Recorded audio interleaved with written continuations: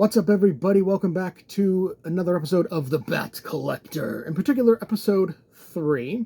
I'm probably eventually going to lose track of the numbering, so bear with me. Today, we are going to feature some more comics, which I know you're probably saying, ugh, more comics, doesn't he have anything else?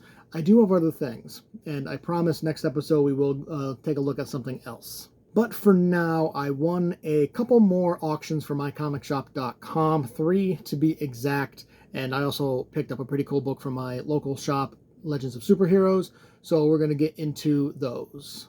All right, so first up, the first 6, I won an auction for a lot of 6 issues of Detective Comics, which can't go wrong with a lot, especially when I do not own any of them. First was Detective Comics 293. The cover itself, the book itself, is pretty beat up. The cover is detached. There's tape on the cover. It's a bit of water damage, and the cover kind of overall is deteriorating, but the book itself is complete, and that is what I mainly look for, because, you know, I want to be able to read it. I mean, I can read these things online anytime, but I like to be able to hold the book in my hands and read it. This book features 3 stories. You got the main Batman story from Jack Miller, Sheldon Moldoff, and Charles Paris. Then you have 2 backups. The first being Martian Manhunter by Jack Miller and Nick Cardy. And then you have an Aquaman backup story, also by Jack Miller, but with art from Joe Certa.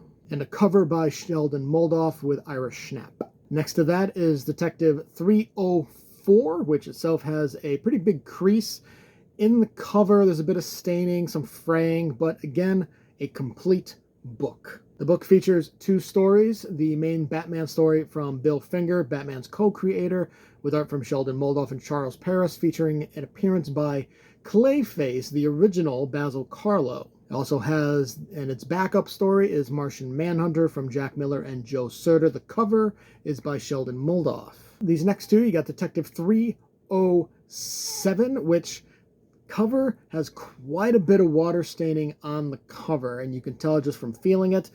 Definitely been wet at one point or another, and the spine is kind of fraying away a little bit, but the book is complete. It features 2 stories, the first of which, the Batman story by Bill Finger, Sheldon Moldoff, Charles Paris, featuring an appearance by Batwoman Kathy Kane, the original Batwoman. Now, for me, that's pretty cool, because I actually don't think I have any story that features the original Batwoman Kathy Kane. So this is the first Batman book, in particular Detective Comics, that features the OG Batwoman. So that's pretty exciting, for me at least. And then the backup story is, once again, Martian Manhunter, this time written by Bill Finger with art from Joe Certa. The cover from Dick Dillon and Ira Schnapp. Next to that is Detective 315, which has a chunk missing out of the top corner of the cover, has a number of creases, and a few random like little hole punches in the cover, which I believe are probably insect wear from where it was being stored previously. But again, the book is complete, and that's what I look for. This has 2 stories. You got the main Batman story from Dave Woods, but once again, Sheldon Moldoff and Charles Paris doing the art. And then Martian Manhunter comes back in the backup story from Jack Miller with Joe Certa. The cover by Moldoff and Schnapp. These last 2 from this lot, Detective 331, which overall, very good condition. There's a few small creases in the cover and the issue itself, but that's it. It's complete, which is great, and the book, for being as old as it is, looks fantastic overall. Now, this one breaks the mold from the rest of them. There is 1 story in this one. It is by Gardner Fox with art from Carmine Infantino and Joe Galea, who I have met before. Nicest guy. This book features the first book-length Batman story in Detective Comics, which, for me, that's big. Up until this issue, always backup stories, always multiple stories in Detective Comics. This is the first time ever it's just featured 1 story, particularly starring its main star, Batman. This book also features the first ever Batman and Elongated Man team-up which part of the reason why it's just one story, because they team up. And then we got the cover by the great Carmine Infantino, Joe Galea, and Ira Schnapp. And last but not least, from this lot, we have Detective 333, which has a few small creases, a bit of residue and staining on the cover, but overall, pretty decent condition, complete, so yay. We're back to having two stories, the main Batman story from Gardner Fox, Infantino, and Galea, and then Elongated Man steps into the backup stories from writer Gardner Fox, Infantino, and Sid Green. And then we have the cover again by Infantino, Joe Galea, Schnapp, but also with some assistance from Murphy Anderson. Now this lot, my winning bid was $34, which fucking awesome for 6 books at this age. I mean, some of them, not the greatest conditions, but they're all complete. One of them is a first, that being the first book-length Batman story.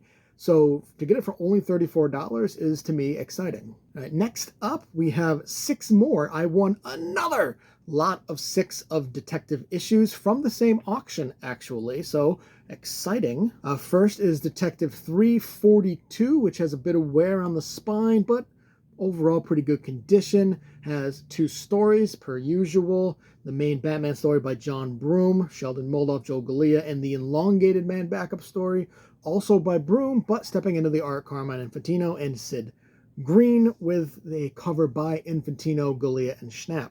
Next to that is Detective 343, which cover is partially detached. It's only attached at one staple. There is some fraying, staining, residue on the cover, but book is complete.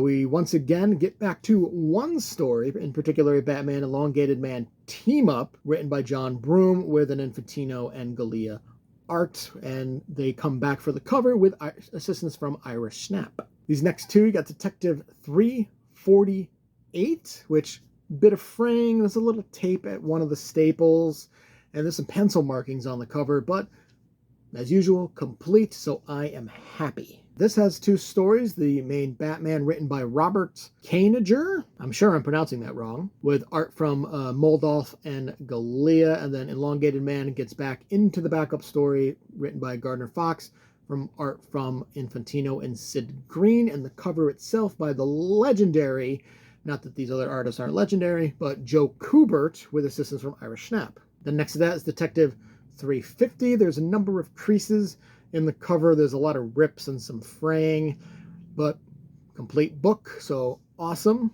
2 stories, once again, Batman story from Roberts. I'm not even going to attempt to pronounce the last name again, with art from Moldoff and Galea, and then the Elongated Man backup written by Gardner Fox with art from Infantino and Sid Green. And in the Elongated Man story, we have a cameo from Green Lantern, and he receives a new costume on the last page. We have the last 2 from this lot of 6, Detective 351, which is a big issue. Well, I mean, big for me. I don't know if it's necessarily big in general, but it's big for me. There's a bit of spine wear, some pen markings on the cover, but complete book, so cool. The main Batman story is from Gardner Fox with art from Carmine Infantino and Sid Green, and features the first ever appearance of Cluemaster. Now, Cluemaster, I mean, he's not exactly a major Batman villain, but he does conceive a major Bat family member. He is the father of Stephanie Brown, aka Spoiler, aka Robin, aka currently Batgirl. But overall, it's just kind of cool to have a first appearance of one of many of Batman's rogues galleries. Now, 351 also features a backup story, Elongated Man from Gardner Fox and Carmine Infantino. It features a cameo by The Flash, and Elongated Man dons his new costume that he got the previous issue, which it doesn't sound exciting, but at the time, you know, donning a new costume in comics was big. You know, if it fell flat, if the new costume fell flat, people might stop reading. So you had to be very careful with new costumes. Then, of course, we have the cover by Infantino, Murphy Anderson, and Ira Schnapp. And then we have the final issue in this lot, Detective 352, giant crease down the middle. Among other places, there's quite a bit of creases in this particular book. There is some water staining, but complete book, so I don't care. Once again, we have two stories. You got the Batman story from John Broome, Sheldon Moldoff, and Joe Galea, which features the first appearance of Mr. Esper, which, I mean, maybe a D-list villain at best.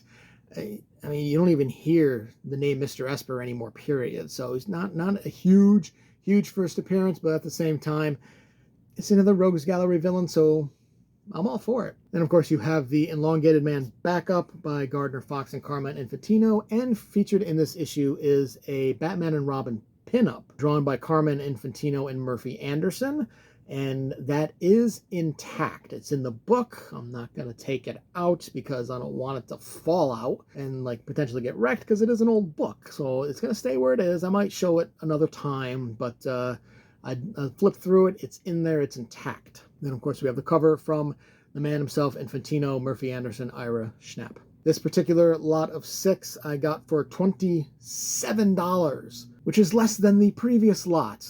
And the fact that it features a first appearance of the Cluemaster and Elongated Man donning a new costume, $27 is fucking nothing. And now we have these last 2 books that I'm going to feature in this particular episode. You got Batman 368, which few little small creases in the spine, but overall it is in great condition. It is a story by Doug Monek, art from Don Newton, Alfredo Alcala, and Adrian Roy, cover by Ed Hannigan, Dick Giordano, and Anthony Tollin. You're probably saying this doesn't really look like a special book. Well, it is a little bit, because in this issue, Jason Todd officially becomes the second Robin. Now, in issues before this, Jason Todd did don the Robin costume, but without Bruce's permission.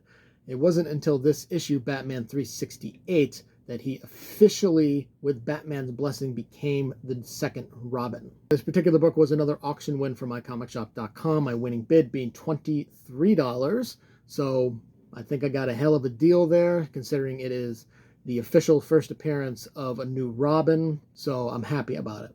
And speaking of Robin, the last book to be featured in this episode is Robin Volume 2, number 126. It has a few tiny marks on the cover, but overall fantastic condition. I picked it up at my local comic shop, Legends of Superheroes. The story itself is by Bill Willingham, with art from Damian Scott and Guy Major. Features a Batman appearance because Stephanie Brown gets Batman's official blessing, and she becomes the new Robin. Now, in the main continuity, this will be the first female Robin. Not in general, because you got Carrie Kelly in the Dark Knight Returns universe. Yeah, I've always liked Stephanie Brown, mostly a spoiler, and I'm really digging her as Batgirl as she is currently in the comics. But to have her first appearance as Robin, and for only $3 from the back issue bins at my local shop, you know, it's just cool to have. Did you enjoy the video? Make sure to leave a like and subscribe for more videos on collectibles, gaming, movies, and more. Thank you for watching, and I will see you next time.